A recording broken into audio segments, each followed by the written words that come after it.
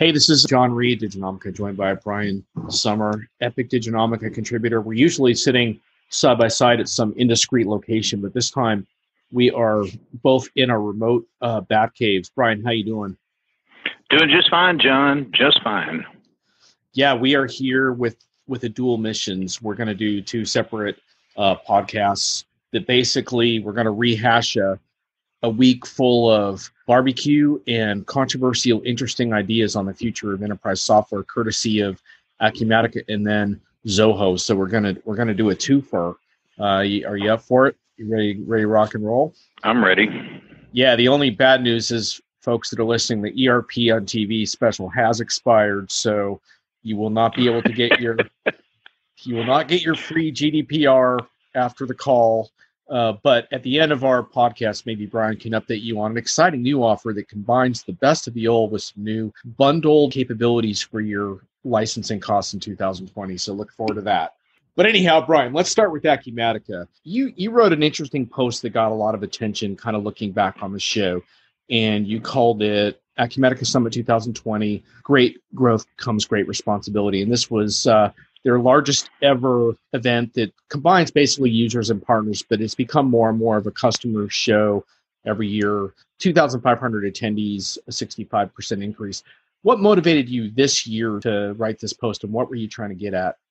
Well, with apologies to Voltaire and to Spider-Man, I guess it is, for that paraphrasing of the title, but here's a company that's been growing and growing and growing. And I mean, remember, Acumatica had some very humble roots. It started off as a bunch of folks up in Seattle who wanted to create a different version or a better version of Solomon. A kind of, and I don't mean this in any derogatory way, but it was sort of like it was the most down market, smallest business kind of solution of all of the Microsoft accounting product lines.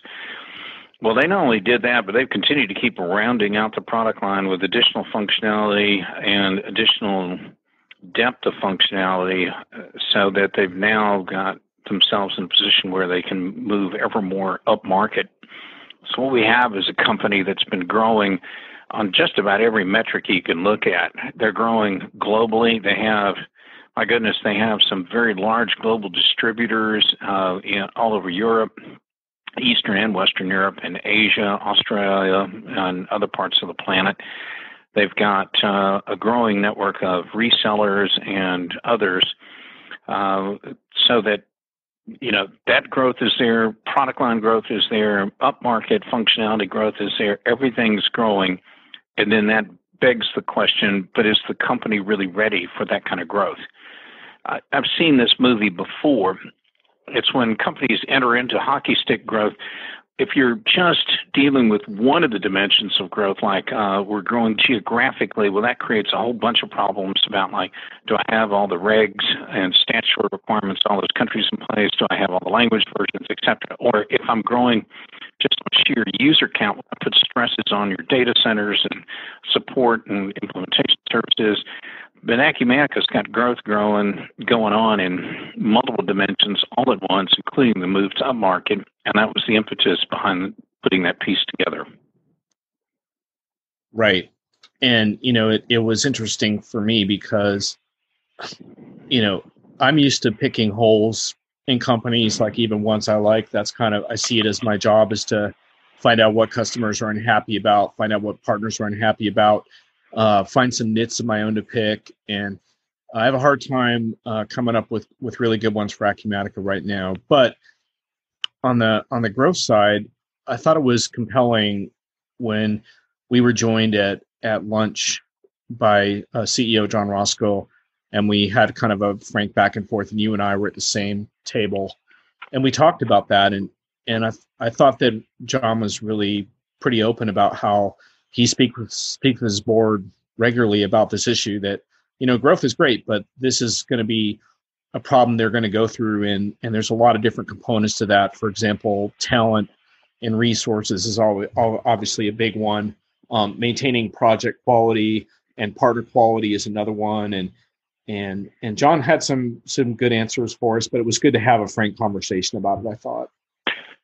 Yeah, I Well, you and I've had a lot of dealings with John over the years, and he's a pretty straight shooter. He's accessible, and I like both those characteristics in a software leader. On this growth point, I asked a very pointed question, which is, what are you going to do in the situation where, and this is just a hypothetical, let's say you've got an executive who's used to running, a development group of 100 people, and now because you're going through hockey stick growth, you're going to need them to run a 1,000-person development team in the next 6 months. Do you wait for this person to grow into that role and slow down the growth of the company, or do you go find someone else to deal with it? And I've written about this kind of problem many times in my career, and I describe it as every smart leader knows what the best use by date is on every critical leader in their company. And you're always trying to bring in additional talent along the way. And John talked very frankly about that, about how he's bringing in all these new people, and they all come in with ever deeper kinds of skills and bench strength than what they've had in the past.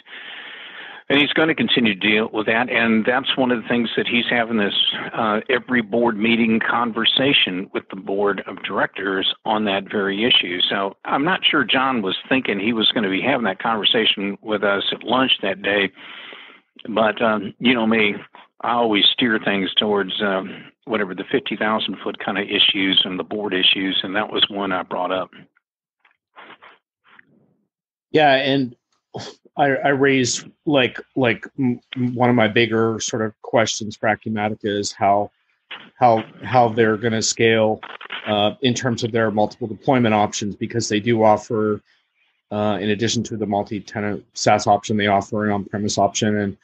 And I always have concerns about that because I worry about folks falling behind on releases and having it more difficult to upgrade. Now, granted, most of their new customers are going with the SaaS version, so it's not like they're acquiring like this large legacy install base, but they are aware of it, and I think it's an issue that they're thinking about. But it's another example of, look, I don't think this issue is going to like prevent Acumatica from having a successful year or two going forward at all.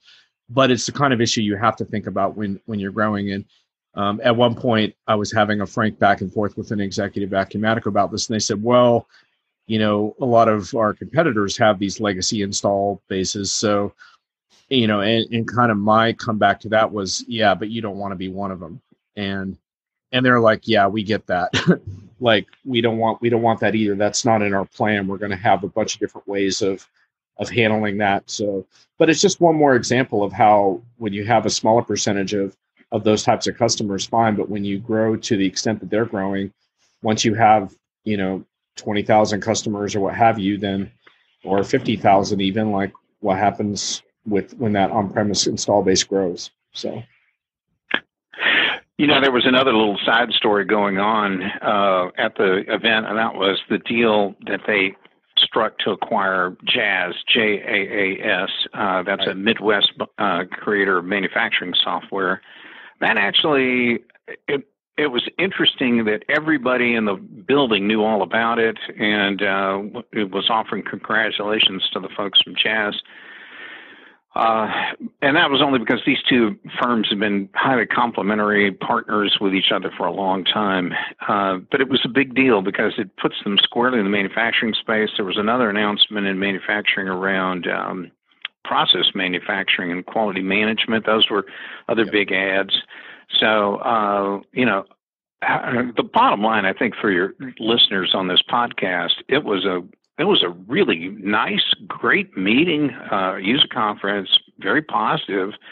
And if there's a problem that you want a software vendor to have, it's, are they going to be able to handle all the growth that's coming at them? That tells you, that speaks volumes as to how many other companies are adopting that kind of technology and how many other partners, resellers, integrators, implementers, whatever, are also starting to flock towards it as well. You know, in Billboard terms, this one's moving up the charts with a bullet, and people ought to pay attention. Your thoughts, John? Yeah, absolutely. I mean, we couldn't in this podcast cover all the different news announcements. They made an omni-commerce commerce announcement with BigCommerce. I thought that quality management piece in manufacturing was big, and you mentioned process manufacturing also on this year's roadmap. JAS manufacturing, I think, is really interesting because it ties into Acumatica's vertical ERP plays. Acumatica is really serious about being a vertical ERP player, and they had a partner build out an entire vertical on their platform, which is pretty unusual in the cloud ERP market, and to me that shows their commitment to their partner ecosystem, but also just like building out these verticals. And construction industry is another example. I did a piece on a construction industry customer. So there's a whole lot going on with Acumatica that's interesting. One other thing I'll just briefly mention is I did a piece on the customer award winner Power Storage Solutions. They had a super interesting project that they brought home in 3 months, but in the process of doing their interview, they really posed an interesting debate because they talked about how they were working with best in class components that became worst in class when they put them all together and tried to integrate them. And I think they were speaking to the pain points a lot of customers have. But then in my article, I got into a debate with the customer, Derek Elridge, who's one of the founders, and we talked about, my view that cloud to cloud integration can be somewhat easier, and that sometimes there can be a role for an additional best of breed component. I won't spoil the whole debate for folks now. You can kind of check out the article, but to me, there's not like one really right answer to those things, but I thought it was refreshing to see those kinds of conversations happening. And that's the real benefit of a community like that, is where customers are having really honest conversations around like, yeah, best of breed didn't work for me, and here's why, or what have you. And having those debates is, to me, that's the reason why you get on planes and go to these shows. So I think that's Acumatica, Brian. I think that let's leave it there.